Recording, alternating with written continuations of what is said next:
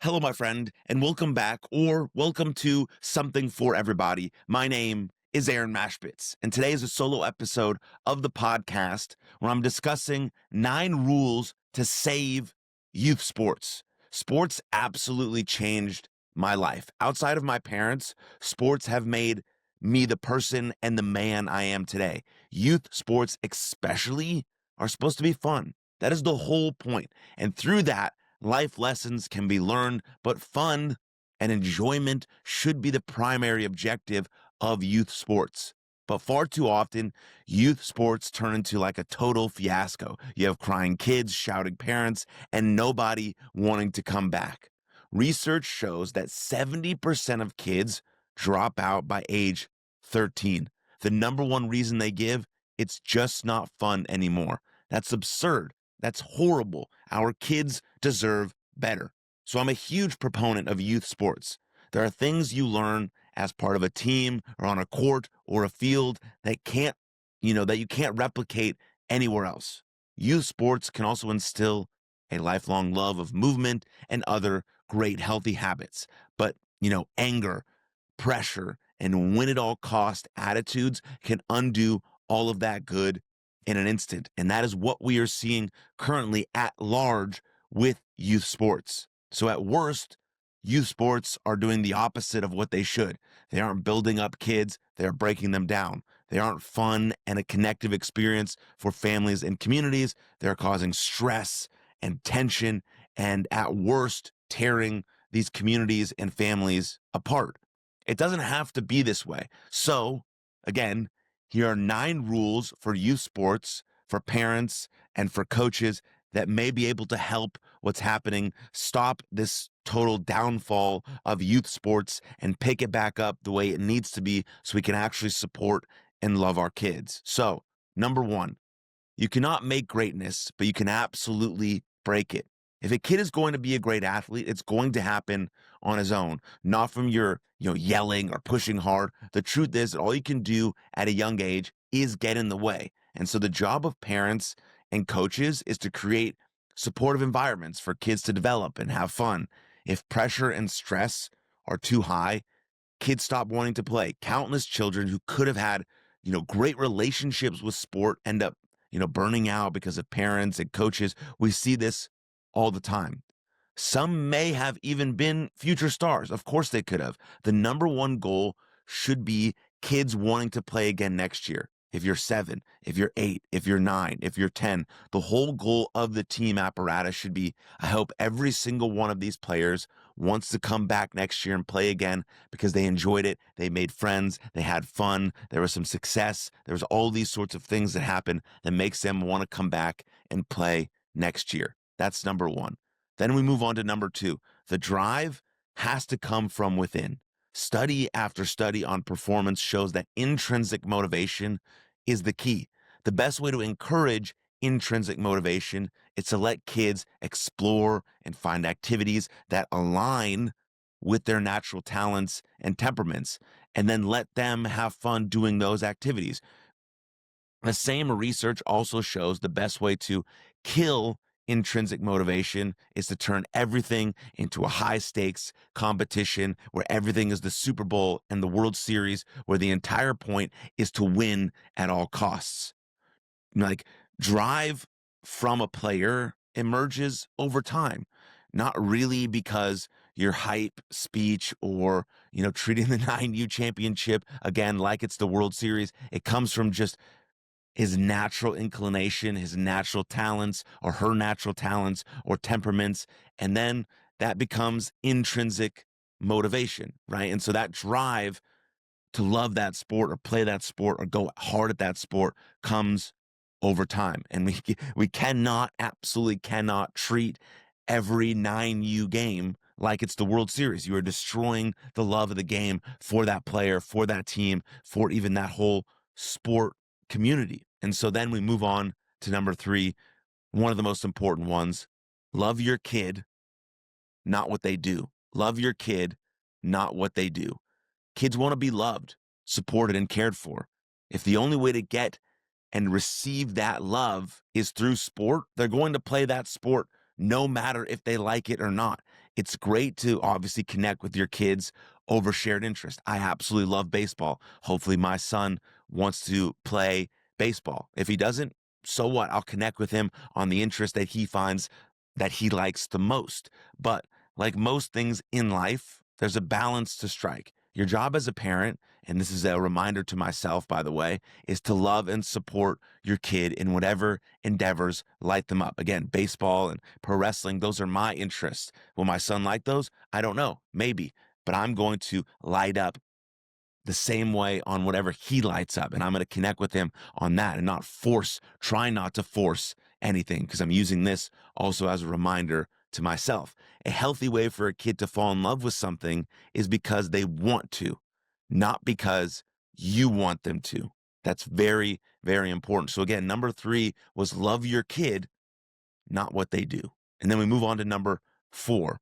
Learning how to lose is a gift, and sports can teach us this perfectly. Anybody can win and keep going, easy, but not anybody. And most people can not do this. They can lose and keep going. Most people can't do that. And we can learn that through sports, right? Youth sports at this point are getting this backwards. The point isn't that you should try to intentionally lose, right? That's obviously not the point. The point is that even when you try your hardest, sometimes things don't go your way. When this happens, it's a chance to teach our kids about resilience, about courage, about showing up, about persistence, about grit. These are the lessons that are probably most important. And so that's why learning how to lose is a gift.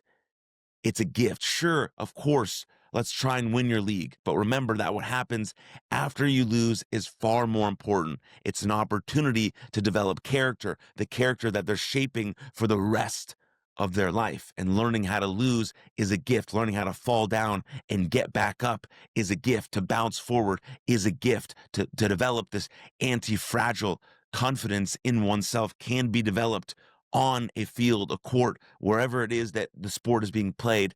And learning that through sports is one of the, if not the most valuable lesson we can teach our kids while playing sport. And so then we move on to number 5.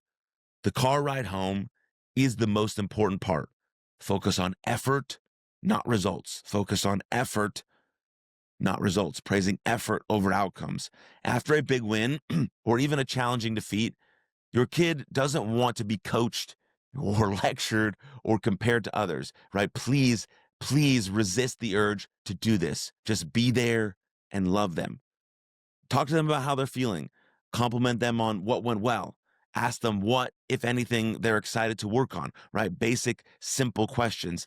Decades of research shows that the way you instill a growth mindset is by praising effort, by saying something like, I'm so proud of you for playing hard during that tough stretch, and not results. You made the shot. I'm so proud of you, right? Simply, if you don't have anything to say and you don't know what effort to attach your compliment to, or you don't know how to praise effort, simply just say, man, I loved watching you play today. I loved watching you play today. That's it. I loved how hard you hustled in and out of the dugout. I love how hard you sprint down first base. I love how hard you ran to your position. I just loved watching you play. That's the vibe we need to get to, not comparing or talking about this or how much money you spent to do this, or like the car ride home is the most important part. And we can't turn the car ride home into a funeral. We just cannot. We have to focus on the effort, not on the results. This again is instilling, right? We're trying to instill intrinsic motivation. This right here is instilling that growth mindset that I can get better at certain things, right? One of the most powerful words in sports is yet. I'm not very good yet. I'm not there yet. And this growth mindset can be constructed through what you tell your player or your child on the car ride home. And most importantly, through decades of research, we know that it's about praising effort. Very, very important. That's number 5. Now we move on to number 6. You don't have to pay $5,000 for a travel team or private coaching. This industry is huge. There's an entire industry that preys upon parents' well-meaning intentions and wanting to give their kids the best opportunities. But there's no evidence that playing on a travel team at a very young age, 6, 7, 8, 9, 10, increases the odds that your player is going to be some sort of elite player, go D1 or go pro, or whatever the case may be. There's no evidence to support that playing at 6, 7, 8, 9, 10, getting ranked. There's no evidence that that is going to increase the odds your kid is going to be an elite player. What will increase their odds is if building a growth mindset will increase their odds of being an elite player is intrinsic motivation, is a growth mindset, is all of these things that can be built through learning how to lose and praising effort over outcomes and things of that nature. Those are the mindsets that the best players in the world have, and they develop that at a young age, and we can instill that in our young players, but it doesn't have to cost $5,000 or a bunch of private coaching. It's about what you say to your player and how you interact with them after a game, in the car ride home, during practice, and how you treat them when they don't do good, right? Love your kid, not what they do. If we're doing that, then we're praising effort, then that's going to actually increase the effort that your child or player gives in the next upcoming game, right? Of course, then we think about genetics. Genetics obviously matter, but so does burning out. You cannot pay or travel your way to great genetics. That's just a fact. Well, there are some great travel teams out there. There really are. There are some great travel teams out there. I've worked for a couple of them that get it right.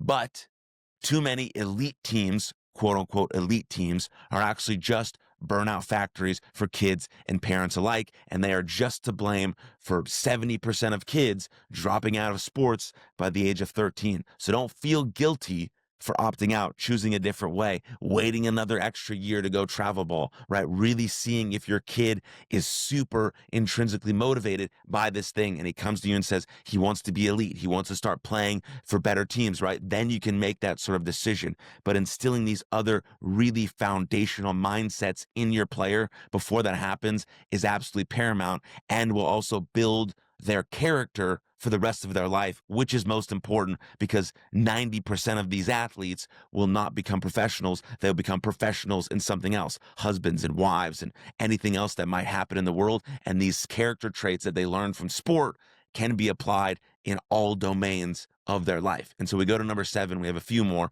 Remember, there's 9 rules. 7, if you're going to travel, set boundaries. If your kid is potentially above average and again wants to play more often and with higher level kids, that's great. That's awesome. You've developed that intrinsic motivation. But beware of trade-offs you're making when you sign up for a more competitive team, depending on the age. Now, if it's like 12 and up, I think that's a fine idea. But 9, 10, 11, these are sort of murky waters, right? So considering, maybe it's your first year with the travel ball or competitive team, right? Consider setting some basic boundaries, such as, you won't travel more than an hour, potentially, right? Or be sure that even if they do play on a competitive team, it's still sort of a fun first, enjoyment first, development first environment. So you're still learning the necessary skills to be great later and to be a great off the field as well. And so once it's no longer fun, you are hurting, not helping your child's performance trajectory, right? Remember that you can't force greatness. We talked about this, but you can always, but you can all too easily burn it out. You can't force greatness, but you can all too easily burn it out. And so that's number 7, quick drink, and then we'll do number 8 and 9.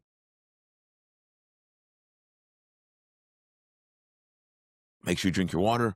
Make sure you drink your coffee, no matter what time of day it is. And then we go to number 8, resist the urge to focus on one sport. The evidence is very clear on this. Early specialization results in significantly higher risk of physical injury and emotional burnout. Multi-sport athletes have longer careers, improve faster, and have a better chance of playing at the highest levels. This is the truth. This is what the research says. Encourage your kids to play all sports, and definitely don't hold them back in the name of playing on a year-round team. Like, don't do that. I live in Texas, close to Dallas, where baseball players play all year around. This is not good for their development. It's not good for their speed and their athleticism. Yes, they're getting more skill heavy in baseball, but they're forgetting the creativity, the play, the athleticism that could help them and benefit them be a better baseball player. And so just don't hold your your player back in the name of playing on a year-round team. It's a common trap, but it's very short-sighted. That coach may want to win at age 10, but it's not what's best for your kids at age 15 through 18 when it actually matters. 15, 16, 17, 18 is when it actually matters. We want to get competitive. We want to see how good we can actually be. We want to see if we can get that Division I scholarship. But at age 8, 9, 10, 11, 12. Let's be multifaceted. Let's play so many different sports. Let's do so many different things. Let's go play ultimate frisbee. Let's do baseball sandlot style. Let's go play pickup basketball. Let's learn how to move and be creative and use our body. And then 13, 14, 15, 16, 17, 18, maybe then we can shrink down and start to specialize so that I can get to the college ball. I can get to the next level. I can get to wherever I'm trying to go, right? Also remember that unstructured free play like sandlot, ultimate frisbee, whatever it is so good for your athlete and your kids. And it helps develop physical and social skills. So don't forget that your kids can actually be kids. Not everything has to be structured and routined and all this sort of in a box type stuff. It has to be on a team and very competitive, and there has to be a coach and all these sorts of things. And you have to specialize that. No, yes, of course they can play on a team. They want to play in a team environment. But what if they want to just go out with their friends and play this and do that? Unstructured free play is unbelievably powerful for a kid, right? Read Jonathan Haidt's work. And then we go number 9, last one, most important, love and support your kid. Youth sports should be fun. Your job is to love and support your kid. Again, reminders to myself as well, right? Your job is to love and support your kid, not their performance, but their being. Right? We're praising effort over outcomes. Nothing you do at age 9 or 10 is going to make your kid a Division I athlete, but you can help them build a good relationship with their body, sound health habits, social skills, and character. And all of that will last a lifetime. It starts and ends with your love and support at every game and every practice, and praising effort over outcomes to build that intrinsic motivation and to build that growth mindset, which are skills and mindsets that will last them a lifetime in every domain they step into. So if you win or lose, never forget this. Never forget this. We can save youth sports, but it will take collective effort. So all I ask is that you share this episode with every parent and coach on planet Earth so we can get the word out. We can use these 9 rules to save youth sports and to help our kids really flourish and become the best versions of themselves in greatest service to the world. So once again, share this with every parent and coach and I thank you for your time and attention, and I'll see you next time. Lots of love. Cheers. Thank you very much for tuning into that episode. And if you enjoyed it, click right here for another full-length episode of the podcast. And please don't forget to subscribe. But most importantly, above all else, please take good care of yourselves and others. And I'll see you next time. Lots of love. Cheers.